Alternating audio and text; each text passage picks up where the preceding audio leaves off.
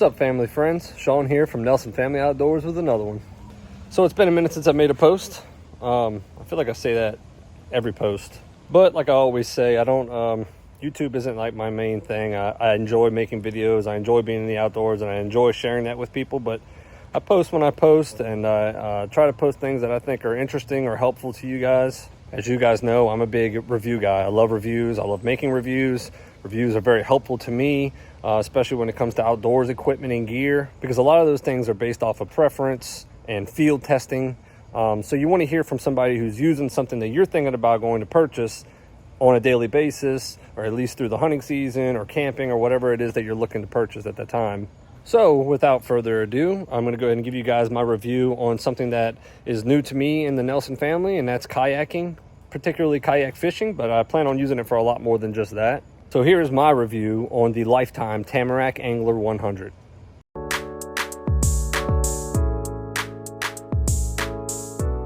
All right, so here's my Lifetime Tamarack Angler 100 with some upgrades, and I'll go over each one of those things and how it looked beforehand, but this is mine. It's very simple, very budget, and I hope you guys enjoy the review. So to start off with, this is the first thing I ended up replacing, was the seat. This is a cheaper upgrade. I'm sure there's other different ones out there. This is the version that I went with. Like I said, I'm a budget guy. I wasn't putting a whole lot of money into this thing if I could help it, and I just wanted to make it a little bit more comfortable, a little bit more usable and user friendly. So the original seat was just a small foam backrest that hooked in right there. You sat a lot lower on the kayak than you do with this version, with this upgrade.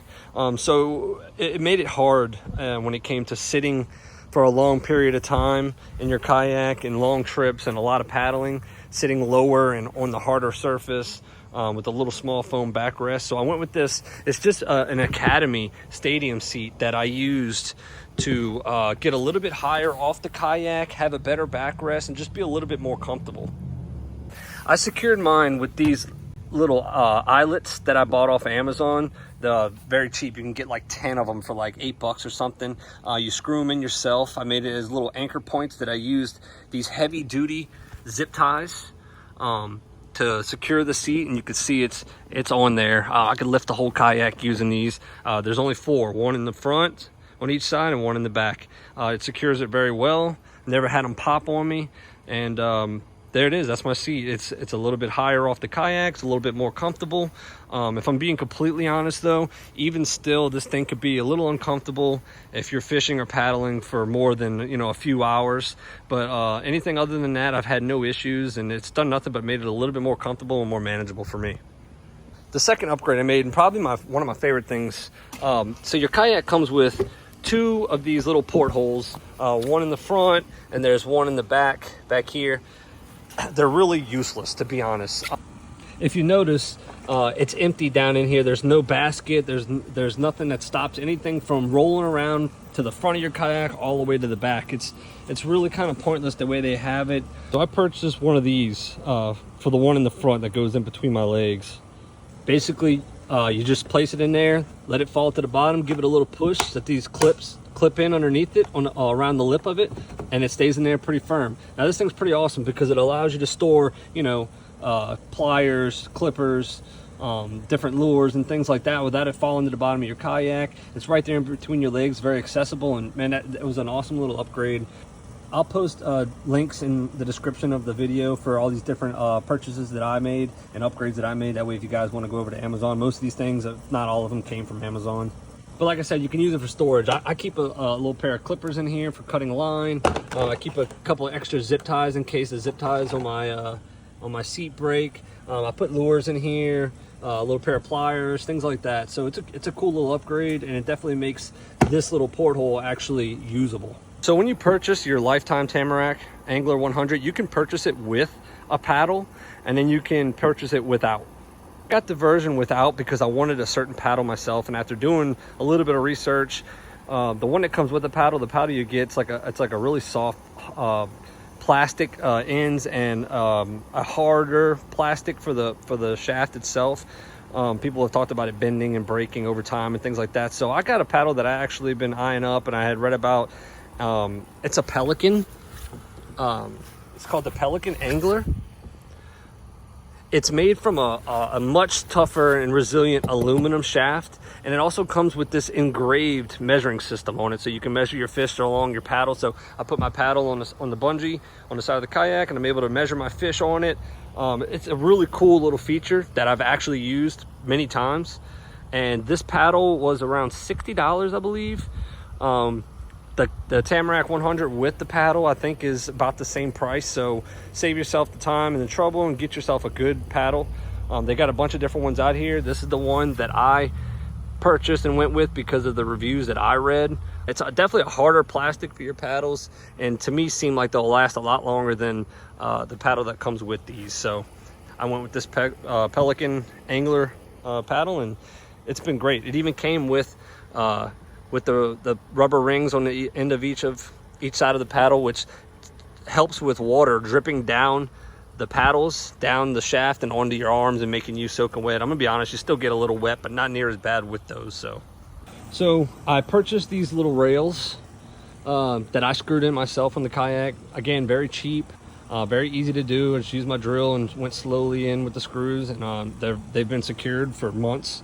The other upgrade I made were these right here, but I'm gonna be completely honest with you.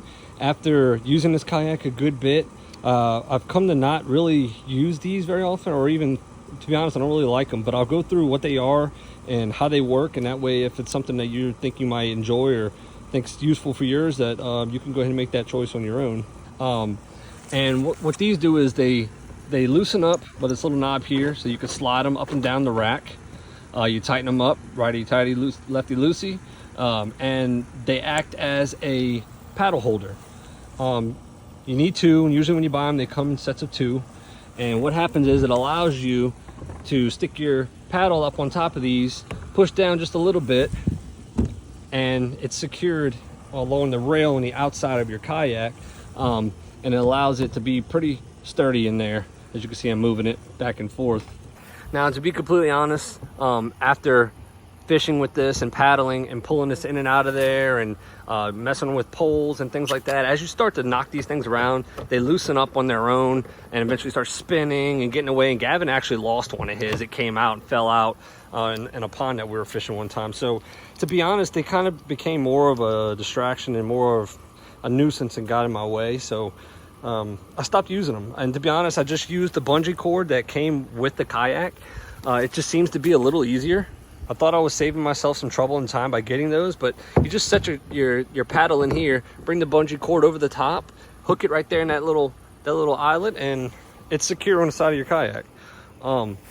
It's pretty secure, doesn't fall out. I have no issues, and I can do it really quick, and then I can undo it just as fast and grab my paddle, and that just works for me a lot easier. Again, some people love these little rails and a little paddle holder system, but for me, and after experience, I've come to like that little bungee cord better. And you know, again, that's my preference, and that's what I enjoy. So you guys can make that choice on your own.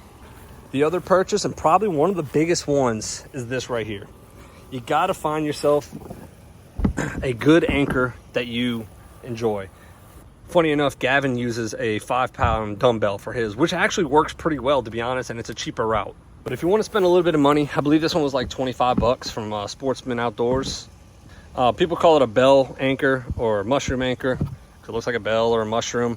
But what I like about this anchor compared to like the treble hook anchors and things like that is, one, it doesn't catch on anything. You don't have to worry about it getting stuck in rocks or getting stuck in the mud or on trees or anything like that, because there's nothing jagged or pointy on this anchor. What's really cool is you could basically just sit on your kayak, drop it straight down. You can tie your rope off to your seat or your handle. You can add extra eyelets and things like that if you want to do it. But you just drop it straight off the side. It goes to the bottom. It's got these holes all the way around it, which is really cool for fishing muddy areas. As you're pulling this up, the water rushes through it and cleans most of the mud out of it. This thing I've used many times and never had to clean it. It always cleans itself as I pull it out of the water. So this was an awesome upgrade. It's an 8-pound anchor, and I got a good solid rope to go with mine, and it's able to keep me stationary and in the position that I'm trying to fish.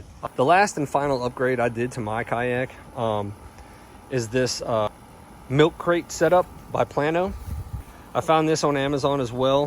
The whole setup, you can buy the bag separately and find your own milk crate, but a milk crate's a milk crate in my opinion. I purchased mine with the bag, the Plano bag. I purchased this separately. It's a pole holder that goes on the back that I secured with some more of those heavy duty zip ties. I used the bungees that were already on the Tamarack to secure my milk crate on the back. I put a screw in the top of my milk crate, pull the bungee up and over this side, and then I pull the back bungee up and over the pole holder, and this thing is nice and secured on my kayak. Stays stationary, and I'll show you some of the cool features about this bag. So you got a zipper compartment for the top of it. This is all waterproof, this bag. The inside, obviously, you know, there's holes where water can get in and things like that, but for the most part, it's all waterproof. You got a big open area for your gear, your hats. I got lures in there, an extra tackle box. I keep, you know, sunscreen in there, my water, things like that. Then on the sides, on each side, you have an extra compartment where you can hang different tools, you know, a flashlight, knives. You open this compartment up and you can keep a tackle box, which it comes with 2 of these plastic clear tackle boxes. They're awesome. You know, they're a little on the cheaper end, but they've worked just fine for me the last few months that I've been using this kayak. The pole holder's great. You do have to be careful. Look, this isn't one of your expensive kayaks. This is a budget-friendly kayak. It's definitely on the cheaper end. So it's not the most stationary and stable kayak out there. That being said, I've been able to stand up and cast. I've been able to stand up and paddle.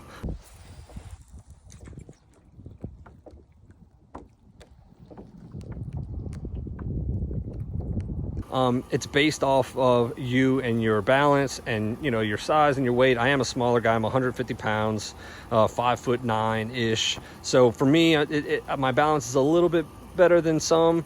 Some people have not as good balances, and I would not recommend standing if you don't feel like you have the best balance. That being said, number one, always wear a life jacket. I don't care if you're going to a little small pond where you can see houses all around you, which we do fish some ponds like that. Wear your life jacket. Super important. You got to be safe out there, guys. But look, guys, that's it. That's my Tamarack Lifetime 100 Angler. I love it. There are way better kayaks out there for a lot more money.